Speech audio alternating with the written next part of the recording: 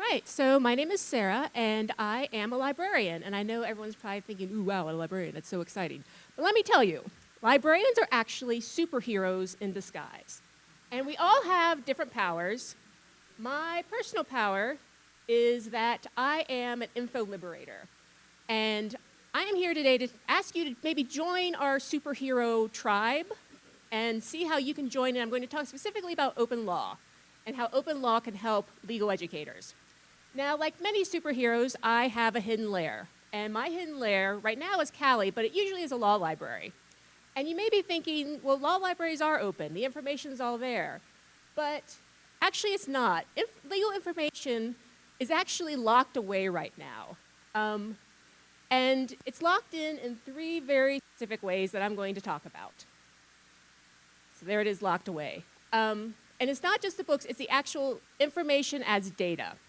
So since the beginning of time, really, or at least the beginning of US government, the government has outsourced the publication of its law to corporations. And times like this, with the government shutdown, it actually works out pretty well for all of us. That we can still access law, you can still get to westlaw.com even though the loc.gov is down, the website is down. But when it's your only way to access the law, that's a problem because they charge money for it to access just primary law. The second way is even when the government does bother to publish law online and in a way that anyone can access for free, they really kind of suck at it. They publish it in formats that are really as locked away as these stone tablets. PDFs, you may think, that's great, that's free, it's open. Trust me, it's not. It gets really geeky, and that could probably be a whole other Ignite talk, but trust me, PDFs are no good. And then also they assign copyright, not just on the way to access the law, like indexes like the key number system, but they also like the headlines that government never bothered to put in.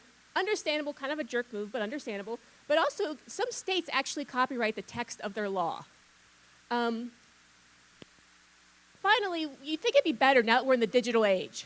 It's not. It's actually getting worse now that we're in the digital age. It makes no sense, but things are actually getting worse. And what law should be, I've now said everything's bad, but it should be open. And what open means, it's not just free. Open has almost the exact opposite of what we have right now. So basically, it should be in a format that is malleable.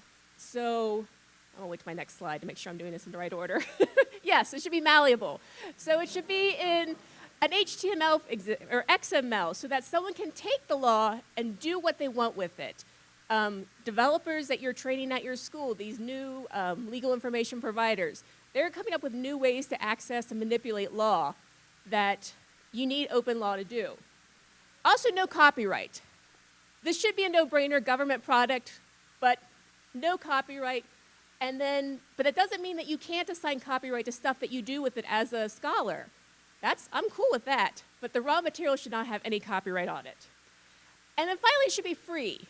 And Pacer, which could be a whole other talk on how terrible that is, but even the 10 cents per page of Pacer, due to the administrative rigmarole that you have to set up to get your 10-cent bill, it really makes it impossible for impoverished people to access the law.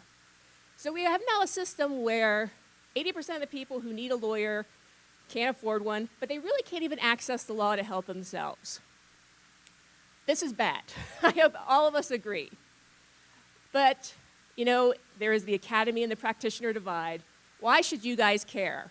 If you guys seem to be all good sorts that care about people outside the legal academy, but why should legal practitioners care? And I'll tell you why. Because we all live in a time where we use the Langdellian case law method to teach our classes. And, I've looked at the publishers' websites. Does the world really need one more torts casebook? and I ask you, well, do you take your casebook and do you go from front to end completely in order and don't take anything out or add anything, other extra readings? If the answer is no, then it's not obviously suiting your needs. So I have a dream that law professors one day will be able to go through and pick and choose what they want to put in a casebook and create their own educational materials. Now, primary law is a no-brainer. Secondary law is getting better. Talk to your librarians, assuming you keep your library and don't ship it off down the street, about open access publishing, because right now it's a bit like Fight Club that schools pay the professors to write scholarship, which you then sell, which you give to a commercial publisher, then your library has to buy back. But if you keep it all in-house, you can publish your own casebooks, you can put your scholarship on your own school's digital repository, you can then make your own casebooks, you can give it to your students for free, or you can still sell it if you want to make some profit. I'm not a communist that much. But anyway, so then you can take it and share it, because we keep reinventing the wheel. Like we were talking about today, the first-year curriculum is pretty much standard across law schools.